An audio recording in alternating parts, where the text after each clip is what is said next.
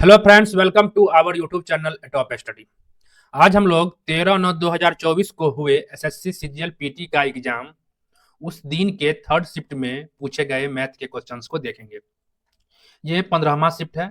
इससे पहले 14 शिफ्ट में पूछे गए मैथ के क्वेश्चंस का वीडियो सॉल्यूशन अपलोड कर दिया गया है। टोटल 36 शिफ्ट में ये एग्जाम हुए थे। तो चलते हैं इस शिफ्ट के हम लोग मैथ के क्वेश्चंस पे। ये सारे पीडीएफ हम टेलीग्राम पे डाल देते हैं, उसके बाद उसका वीडियो सोल्यूशन बना के उस वीडियो का लिंक देते हैं, ठीक है। तो पहले आप लोग वीडियो पीडीएफ डाउनलोड करके उसे बना लीजिए, उसके बाद वीडियो देखिएगा। चलते हैं हम लोग मैथ के क्वेश्चन पे।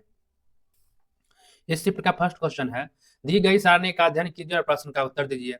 सारणी 18 से 23 के बीच 6 अलग अलग ब्रांड द्वारा उत्पादित कारों की संख्या दर्शाती है। किस ब्रांड का उत्पादन सबसे अधिक है और किस वर्ष में है, ये बताना है। बस इन सबों में खोजिए सर्वाधिक कौन है, ठीक है। तो सबसे अधिक है वही होगा, 57 है। इन सबों में सबसे अधिक क्या है, 57 किस ब्रांड का, ई 2018 में। बस हो गया, यही देख के बताना था सिर्फ इसमें, और कुछ नहीं। चलते हैं नेक्स्ट 2 नंबर पर। कल्याण अपनी आय का 80% खर्च करता है, उसकी आय 15% बढ़ जाती है और वह भी 5% बढ़ जाती है, तो उसकी बचत में वृद्धि प्रतिशत क्या है बताना है। वो अपनी आय का 80% खर्च करता है, तो आय यदि 100 मानते हैं तो 100 का 80% क्या होता है, 80 रुपए। 80 रुपए हो रहा है खर्च, तो बचत क्या हो रहा होगा, 100 में 80 गया, 20 रुपए बचा रहा होगा। ये क्लियर। उसका आय 15% बढ़ती है, तो 100 का 15% क्या होता है, 15, यानी कि 115 होगा बढ़ के आय। ये हम आज 100 माने, हम कुछ भी मान सकते हैं, 100 मानने पर आसान हो रहा है इसलिए 100 माने हैं। 115 मेरा आय है। अब कितना खर्च हो रहा है, अब जो मेरा खर्च है वह 5% बढ़ जाता है। 80 से बढ़ के क्या होगा, 5% बढ़ाइए। 80 का 5% निकलेगा 4, ठीक है। 80 का 5% निकालिएगा तो 4 आएगा, यानी कि 4 बढ़ना है, तो 80 से बढ़ के क्या हो जाएगा, 84 रुपए। अब 115 मेरा आय है, वह यानी खर्च है 84 रुपए, तो कितना बचत होगा, 115 में से 84 घटा दीजिए, 31 रुपए मेरा अब क्या है, बचत है। तो पूछ रहा है बचत में कितने परसेंट की वृद्धि हुई। पहले बचत 20 था, ये बढ़ के हो गया 31, कितना बढ़ा है, 11। पहले 20 था तो 20 से कंपेयर करें हैं, 11 बढ़ रहा है 20 पे, तो गुने 100%, इतना का ही बढ़ोतरी हुआ है। काट के आ जाएगा 55% की क्या हुई है, उसकी बचत में वृद्धि। क्लियर। कोई भी डाउट हो, जो भी क्वेश्चन डाउट हो पूरा में, उसको कमेंट जरूर करके बोलिएगा किसमें प्रॉब्लम है, उसका उस स्पेशल उस क्वेश्चन का हम वीडियो बना के डाल देंगे, ठीक है। चलते हैं नेक्स्ट 3 नंबर पर। जब भी इस तरह का क्वेश्चन आए, जो सरल कीजिए इतना बड़ा दे रखा है, तो हमें जोड़ घटा गुना वगैरह करने की आवश्यकता नहीं है। समझ जाइए किसी न किसी फॉर्मूला पे बैठ रहा होगा। जैसे पहला देखिए 1.5 गुने 1.5 है, फिर प्लस 2.5 गुने 2.5 है, यानी ये देखिए ए स्क्वायर मानते हैं, उसी प्रकार ये बी स्क्वायर हो गया। चलते हैं नेक्स्ट 4 नंबर पे। 3 नंबर में प्रॉब्लम पता नहीं क्या आ रहा है, हमारे स्क्रीन पर से हट जा रहा है सब। वो ए प्लस बी प्लस सी के होल स्क्वायर पर बैठ रहा था, ठीक है। तो देखिए बोल देते हैं बिना पेन का ही, a square b square c square plus 2ab 2bc 2ca, ऊपर हो गया a plus b plus c का होल स्क्वायर, यानी 1.5 प्लस 2.5 प्लस 3.5 का होल स्क्वायर। तो एक उससे वो कट जाता, तो सिर्फ एक ऊपर में ये बचता है, इसको योग करने पर 7.5 आ रहा है। पता क्या समझ में, तो यही पर आंसर हो गया ये। अब देखते हैं 4 नंबर। यदि राज्य मतलब आंकड़ा दे रखा है, दी गई तालिका लिंग और साक्षरता के अनुसार जनसंख्या केवल पुरुष और महिला का जैसे 3 राज्य है, प्रतिशत साक्षरता दे रखा है, और साक्षर में पुरुष महिला का रेशियो है, निरक्षर में पुरुष महिला का रेशियो है। यदि राज्य ए में साक्षर पुरुष जनसंख्या 5 लाख है, तो राज्य कुल जनसंख्या कितनी है। तो राज्य ए में साक्षर में पुरुष 5 लाख है, 5 लाख पुरुष साक्षर है। तो साक्षर में आइए 5:6 के अनुपात में है, 5 पुरुष है इसमें रेशियो में, 5 है 5 लाख के बराबर, लेकिन पुरुष का ही दे रखा है। एक हो गया 1 लाख, बताया समझ में। तो 6×5 = 11 हो गया टोटल, तो 11 हो गया कितना, 11 लाख। यानी कि उस राज्य ए में 11 लाख लोग साक्षर हैं, ताकि साक्षर का रेशियो है ये। यही 55% साक्षर है, जो कि 11 लाख के बराबर है। तो 1% किसके बराबर, 1% हो जाएगा 11 लाख बट्टे 55, 11 पर 5 शून्य बट्टे 55, तो 11 बचे 5 से कट हो जाएगा 20,000, यहाँ से आया, ठीक है। 1% का वैल्यू हो गया। हमें बताना है 100% का वैल्यू, पूरे कितने लोग जनसंख्या बताना है, तो भैया 20,000 पर 2 शून्य बैठा दीजिए। पता है समझ में, 20 लाख क्या है, साक्षर है, मतलब उस राज्य की जनसंख्या है। हो गया क्लियर। चलते हैं नेक्स्ट 5 नंबर पर। 17 का पावर 13 माइनस 21 में 18 से भाग देने पर शेषफल क्या होगा। 17 का पावर 13 माइनस 21 बट्टे 18, ठीक है। इसमें पूछ रहा है शेषफल क्या होगा। कहीं भी देखिए 19/18 है, तो 19 में 18 से भाग देने पर शेषफल क्या होता है, एक, एक आएगा। यही प्लस में लिख दे हम यहाँ पर, प्लस में कुछ भी लिख देते हैं, मान लेते हैं लिख दिए 30, तो यहाँ भाग देने पर शेषफल 1 आया, यहाँ भाग देने पर 12 आया, तो दोनों को हमें जोड़ देना है, 12 1 13 क्या हो जाएगा, शेषफल। उसी प्रकार बीच में जोड़ हो तो जोड़ना है, घटा हो तो घटाना है, गुना है तो गुना करना है, ठीक है, ये ध्यान रखना है। और जब कम होता हो, ये 17 है बटा में 18 है, 18 17 में भाग देंगे, भाग तो लगना नहीं है, तो 17 ही शेषफल हो जाएगा, ठीक है। या हम लोग इस तरह लिखते हैं, 18 17 में भाग देंगे तो -1 शेषफल हो गया, ये भी हम लोग लिख सकते हैं, ठीक है। इसी ध्यान रखना है, जब से कंसेप्ट बताएंगे पूरा तो और क्लियर हो जाएगा, बस यहाँ इतना ध्यान रखना है। 18 17 में भाग देंगे क्या बचेगा, -1, पावर है 13 माइनस, ये इसमें भाग देंगे 3 बच जाएगा, 18 3 21, -1 के पावर 13 क्या होगा, -1 ही, माइनस में इधर 3 बचा बट्टे 18, हम देखिए क्या हो जाएगा, -4 बट्टा 18, ये क्लियर। हम देखिए 17 बट्टा 18 था तो -1 लिखे, कहीं 15 बट्टा 18 होगा, शेषफल क्या होगा 15, ये हम लोग -3 लिख सकते हैं, इतना कम हो। वही बात है, यहाँ -4 है, 4 कम है, शेषफल क्या होना चाहिए ऊपर 14, 18 बट्टा 14 हो तब तो -4 आता, शेषफल क्या हो गया 14, बताया समझ में। जब ऊपर नीचे वाले से कम होता है शेषफल तो वही रह जाता है, तो वही बात हो गया 14 क्या होगा यहाँ पे शेषफल। ये चीज़ समझ में ना आया होगा तो कमेंट करके बोलिएगा, हम इसका कंसेप्ट पर वीडियो बना के डाल देंगे, ठीक है, पूरा समझ में आ जाएगा। उसके बाद चलते हैं 6 नंबर पे, दिए गए ग्राफ का ध्यानपूर्वक अध्ययन करें, उसके बाद पूछे गए प्रश्न के उत्तर दें। दिया गया ग्राफ विकलांग लोगों की मदद के लिए 4 विभिन्न जिलों ए बी सी और डी से पुरुष और महिला स्वयंसेवकों की संख्या को दर्शाता है। तो स्वयंसेवकों की कुल संख्या ज्ञात करें, बस जोड़ना है। जैसे एम देखिए, ये 40 है, ये 30 है, सबको जोड़ना था मेल फीमेल मिला के, ठीक है। ऐसा है, ये 25 है, ये 35 है, ये 20 है, ये 30 है, ये 45 है और ये 25 है, बस इन सबको ऐड कर दीजिए और कुछ नहीं था, ठीक है। 250 है टोटल स्वयंसेवकों की संख्या।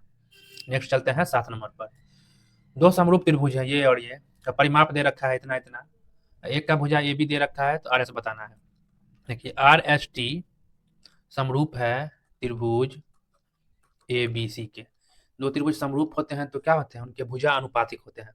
जैसे ये आर एस बट्टा ये ए बी, देखिए आर एस यहाँ लेंगे तो इस ए बी को साथ लेंगे, भी ध्यान रखना है। फिर ये एस टी लेते हैं तो ये बी सी लेंगे, ठीक है, बराबर। फिर ये आर टी लेंगे तो ये ए सी होगा, बताया समझ में। ये सब अनुपात क्या होते हैं, भुजाओं का सेम होता है जब समरूप होते हैं। और साथ में भी ध्यान रखना है, ये हो गया भुजा का अनुपात सेम, इसी में पूछ देगा दोनों के एरिया का रेशियो क्या होगा, त्रिभुज आर एस टी और एरिया त्रिभुज ए बी सी। तो जब समरूप होते हैं तो दोनों त्रिभुज के एरिया का जो रेशियो होता है उसके भुजा के अनुपात के स्क्वायर के बराबर होता है, यानी आर एस बट्टा ए बी भुजा का अनुपात है, इसके स्क्वायर के क्या होता है बराबर, ये आएगा समझ में। इसी प्रकार जब दोनों के परिमाप का अनुपात पूछे, उसका परिमाप बट्टे दूसरा त्रिभुज का परिमाप, तो इसके भुजा के अनुपात का ही सेम होता है, उसमें इसका लेने की जरूरत नहीं है, ये क्लियर। यानी कि देखिए इस त्रिभुज का परिमाप क्या है 26, एबीसी का परिमाप क्या है 39, तो किसके इक्वल होगा, तो त्रिभुज आर एस टी लिए है पहले, तो आर एस टी का भुजा यानी आर एस बट्टा त्रिभुज एबीसी लिए नीचे इसका भुजा यानी 24, तो क्या होगा इक्वल होगा। परिमाप में इसका लेने की जरूरत नहीं है, एरिया में स्क्वायर के इक्वल होता है। इसे काट दीजिए, 13 दूना 13 3 3 8 8 दूना 16, आर एस का वैल्यू क्या आ गया 16 सेंटीमीटर, आंसर आ रहा समझ में। चलते हैं नेक्स्ट 8 नंबर पर, यदि एक बेलन का वक्र पृष्ठ क्षेत्रफल इतना है तो उसकी ऊंचाई और त्रिज्या गुणनफल क्या होगा। बेलन है, बेलन कैसी आकृति होती है इस तरह, ठीक है, जिसमें नीचे वृत्त होता है तो यहाँ रेडियस होगा, दो ऊपर नीचे दोनों वृत्त होता है, ये लंबाई इसका ऊंचाई हो गया, ठीक है। इसमें देखिए वक्र पृष्ठ बोला है, आयतन बराबर होता है, ध्यान रखना है, पाई आर स्क्वायर एच, सब फॉर्मूला लिख देते हैं, ठीक है। और वक्र पृष्ठ मतलब होता है ऊपर नीचे छोड़ के, किसी भी आकृति का वक्र पृष्ठ बोलेगा तो ऊपर और नीचे छोड़ना है और चारों तरफ का एरिया बताना है, तो ऊपर और नीचे छोड़ के इसके चारों तरफ जो एरिया है वो बताना है, चारों तरफ के एरिया को बोलेंगे वक्र पृष्ठ। तो जब भी बेलन का वक्र पृष्ठ बोले तो होता है 2 पाई आर एच, ठीक है। और जब पूर्ण पृष्ठ बोले तो 2 पाई आर एच, वक्र पृष्ठ तो हो ही गया, ऊपर नीचे दो वृत्त है, दो वृत्त जोड़ दीजिए 2 पाई आर स्क्वायर, ये होता है पूर्ण पृष्ठ। तो यहाँ वक्र पृष्ठ दे रखा है 2 पाई आर एच बराबर 880, तो ऊंचाई एच और रेडियस आर का गुणनफल पूछ रहा है, यानी आर एच या एच आर बोलिए, इसका वैल्यू पूछ रहा है। तो 2 पाई का वैल्यू 22/7, आर एच बराबर 880, देखिए 22 दूना 44, दूना करके 20 आ जाएगा, यहाँ से आर एच बराबर 7 गुने 20 140, ठीक है, इतना हो गया इसका आंसर। चलते हैं 9 नंबर पर, बोर्ड मास का क्वेश्चन है, खुद सॉल्व कर लें इसको। चलते हैं 10 नंबर पर, किसी घड़ी में मिनट की सुई द्वारा 25 मिनट में बनाया गया कोण क्या होगा, ठीक है।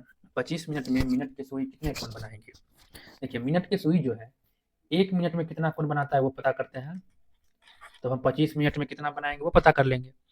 तो घड़ी जो है एक बार पूरा चक्कर मारने में मिनट को कितना समय लगता है? 1 घंटा अगर चला तो घंटे का सुई 1 घंटा क्रॉस करेगा तो मिनट का सुई पूरा इस तरह चलेगा, यानी 60 मिनट तय करेगा पूरा मिनट का सुई, तो पूरा चक्कर मार लेगा। यानी 60 मिनट चला मिनट का सुई तो एक चक्कर पूरा मारता है। एक चक्कर में कितना एंगल होता है? 360 डिग्री। ये आ रहा है समझ में? और पाई बराबर होता है 180 डिग्री। पाई में आंसर है, इसलिए हम एंगल भी पाई में लेंगे। तो 360 डिग्री हम क्या लिख सकते हैं? 2 पाई। यानी कि पूरा सर्किल में चक्कर लगाने में 60 मिनट में मिनट की सुई 2 पाई डिग्री कोण बनाती है। तो 1 मिनट में 2 पाई बट्टा 60 बताना है 25 मिनट में, तो 2 पाई बट्टा 60 गुने 25। बस इसे काट दीजिए। 5 से 12 बचे 25, 5 से 6 तो 2 छक्के 12, तो 5 बट्टा 6 पाई हो गया उसका कोण, 25 मिनट में बनाया गया कोण। ठीक है, चलते हैं नेक्स्ट और 11 नंबर पर। निम्न तालिका में 4 राज्यों में गरीबी रेखा से नीचे रहने वाली जनसंख्या का प्रतिशत तथा गरीबी रेखा से ऊपर और गरीबी रेखा से नीचे रहने वाले पुरुष महिला के अनुपात को दर्शाता है। ठीक है, तो वही गरीबी रेखा से नीचे रहने वाली जनसंख्या का परसेंटेज है और गरीबी रेखा से रहने वाले पुरुष महिला का रेशियो है। यदि क्यू और एस प्रत्येक राज्य में 14,700 पॉपुलेशन है, 14,700, तो इन राज्यों में गरीबी रेखा से नीचे रहने वाले पुरुषों की कुल जनसंख्या कितनी है वो बताना है। देखिए 14,700 है टोटल, मतलब क्यू में पॉपुलेशन। ठीक है, और गरीबी रेखा से नीचे 19% आबादी है, इसका 19% आबादी क्या है? गरीबी रेखा से नीचे है। तो गरीबी रेखा से नीचे रहने वाले पुरुषों की कुल संख्या बतानी है। तो क्यू का बात कर रहे हैं, क्यू शहर में इतना है जो गरीबी रेखा से नीचे है। और अनुपात में देखते हैं, जिसमें गरीबी रेखा से नीचे में 2 पुरुष है 5 महिला है, यानी 5 2 7 में 2 क्या है? पुरुष है। ऐसा 2/7 पुरुष है जो गरीबी रेखा से नीचे है, तो इसका हम 2/7 करते हैं। ये क्या है? गरीबी रेखा से नीचे होंगे। बताया समझ में? 2 से 2 शून्य काटे, 7 से काटेंगे 21 आएगा, यानी 21 दूना 42 गुने 19। ये क्या हो गया? क्यू शहर में गरीबी रेखा से नीचे रहने वाले पुरुषों की जनसंख्या। अब इसको आपस में गुना करिए, 42 गुने 20 वही 840 में से 42 घटा दीजिए, 798 आ रहा। ठीक, तो क्यू में 798 पुरुष हैं गरीबी रेखा से नीचे। उसी प्रकार एस में देखते हैं, इसका ही पॉपुलेशन है 14,700, इसमें 15% है गरीबी रेखा से नीचे। यहाँ भी देखिए, एक पुरुष है तो 6 महिला है, यानी कि 6 1 7 में एक पुरुष है, 1/7 क्या है? पुरुष है। इससे ये कटा, इससे काट के 21 हो गया, 21 गुने 15, तो कितना आ जाएगा? 21 दहाई 210, 21 पचे 105, यानी कि 315। यहाँ पर 315 जो है पुरुष गरीबी रेखा से नीचे है। दोनों को बताना है जोड़ के, 798 या 315, बस आ जाएगा 1113।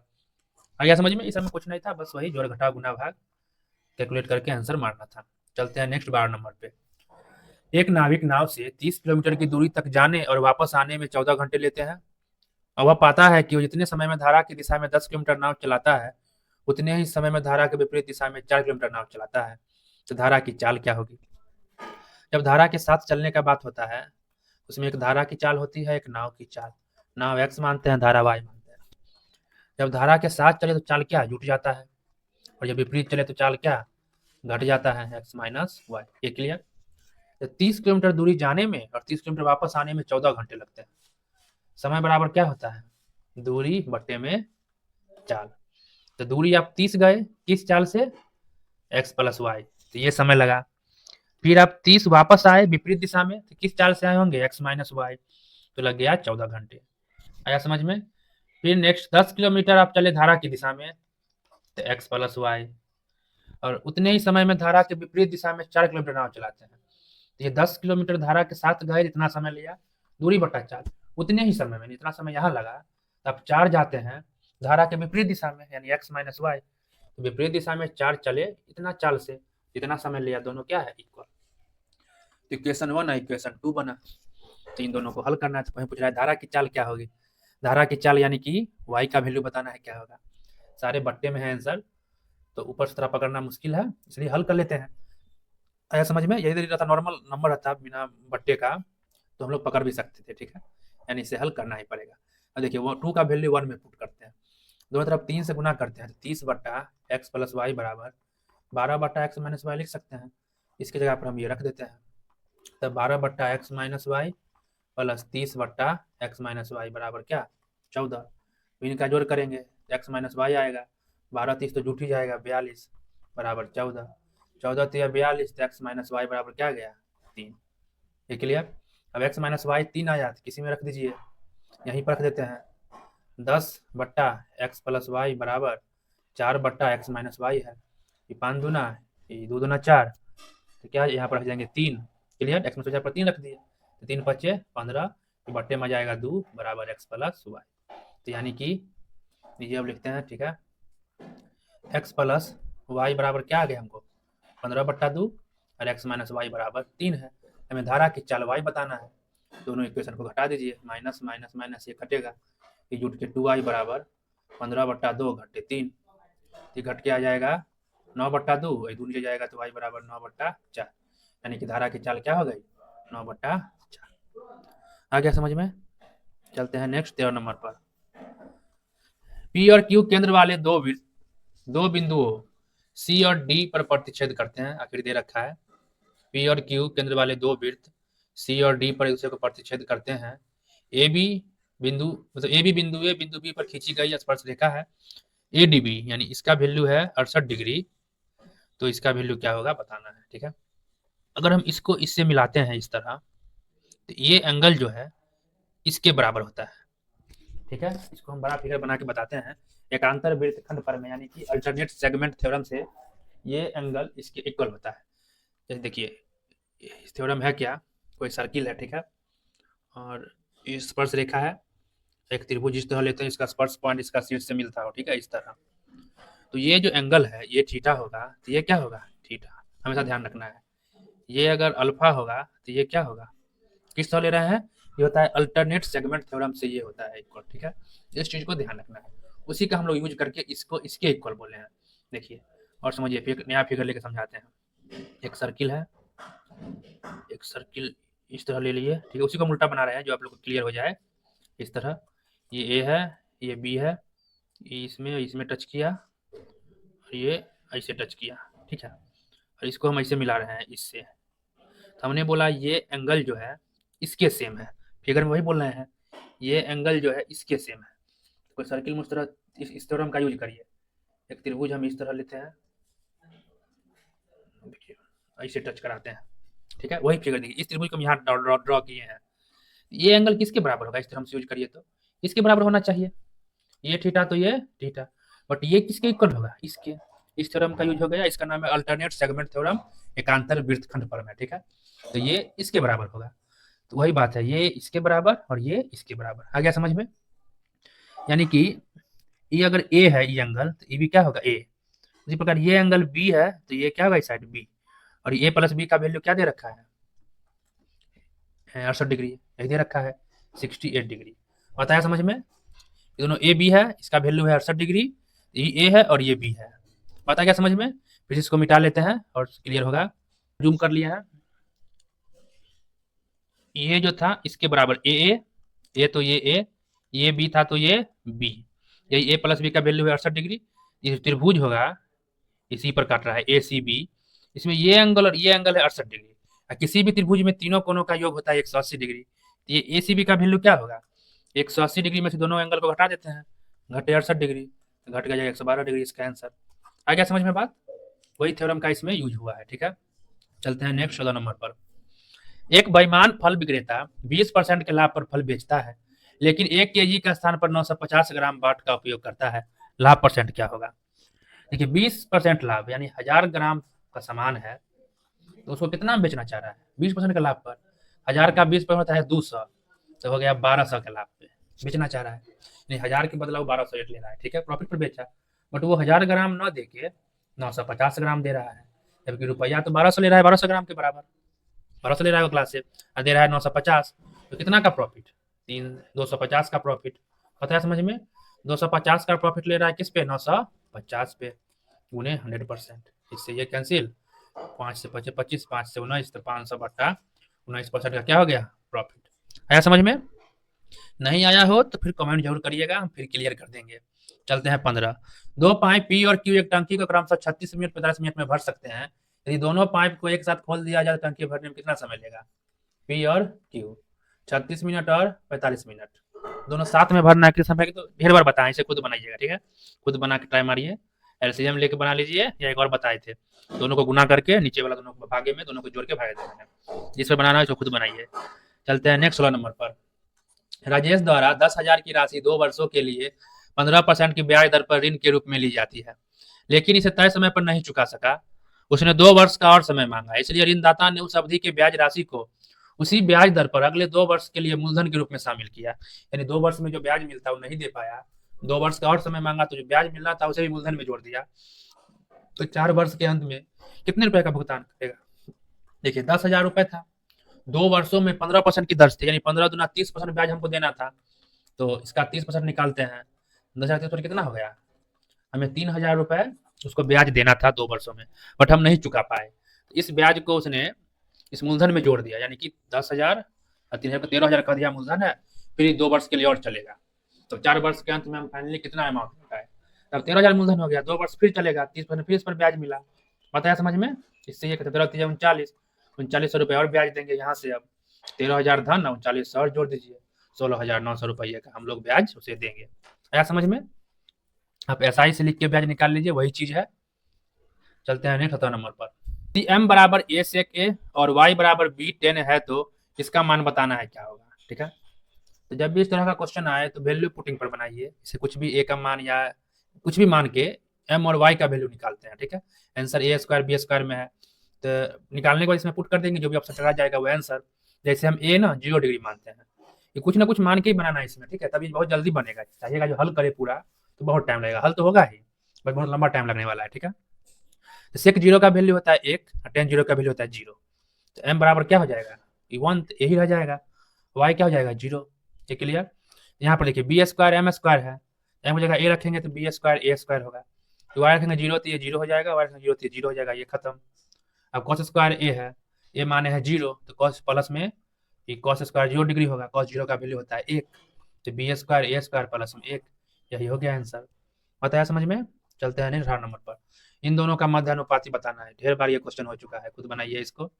नेक्स्ट 19 नंबर पर, a 60 डिग्री होने पर इसका मान क्या होगा बताना है। देखिए a 60 यहाँ पुट करके रख के कैलकुलेट कर देना है, आंसर आ जाएगा। बताया समझ में? कुछ दिमाग नहीं लगाना है। इसको सरल करके हम लोग छोटा रूप करके तब भी मार सकते हैं, बट सरल करने से बेहतर है वैल्यू ही पुट कर दीजिए यहाँ पर, सबसे आसान, ठीक है, निकल जाएगा तुरंत। चलते हैं नेक्स्ट 20 नंबर पे। 12 सेंटीमीटर त्रिज्या वाले एक वृत्त के एक त्रिज्या खंड का क्षेत्रफल कितना होगा जो 7 सेंटीमीटर लंबे चाप द्वारा निर्मित है? जो भी क्वेश्चन ना बना हो छोड़ दिए हैं, अगर नहीं बनता है तो कमेंट में कर दिया करिए, फिर से बना के उसको डाल देंगे उस क्वेश्चन को स्पेशल। अब देखिए 7 सेंटीमीटर लंबे चाप द्वारा निर्मित त्रिज्या खंड का एरिया बताना है। कोई सर्किल है, ये सेंटर है, त्रिज्या खंड क्या होता है? ये त्रिज्या खंड है, त्रिज्या है 12 12 और ये है 7 चाप। क्लियर? इस त्रिज्या खंड का एरिया बताना है। तो चाप की लंबाई बराबर फॉर्मूला होता है थीटा बटा 360 डिग्री गुने 2 पाई आर, और त्रिज्या खंड के एरिया का फॉर्मूला होता है थीटा बटा 360 डिग्री गुने पाई आर स्क्वायर।